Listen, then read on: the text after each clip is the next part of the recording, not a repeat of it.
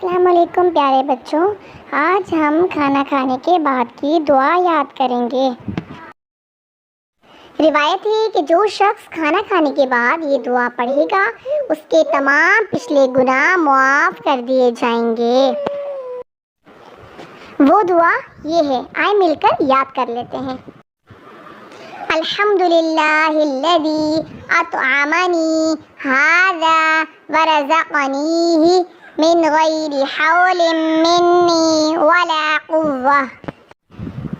آئیں پھر سے پڑھتے ہیں۔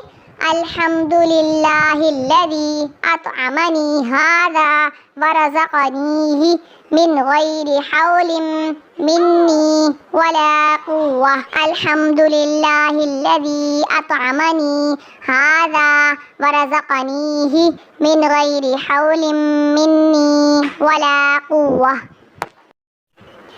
اگر ہم کھانا کسی اور کے گھر میں کھائیں تو ایسی صورت میں ہمیں دوسری دعا پڑھنی ہوگی، جیسا کہ حضرت مقداد رضی اللہ عنہ سے مروی ہے، جس میں انہوں نے فرمایا کہ نبی کریم صلی اللہ علیہ وسلم نے دعوت کے بعد اپنے سر مبارک کو آسمان کی طرف اٹھایا، پھر یہ دعا پڑھی۔ اللہم اطعم من اطعمنی واسقی من سقانی۔ اللہم اطعم من اطعمنی واسقی من سقانی۔ پھر سے پڑھتے ہیں۔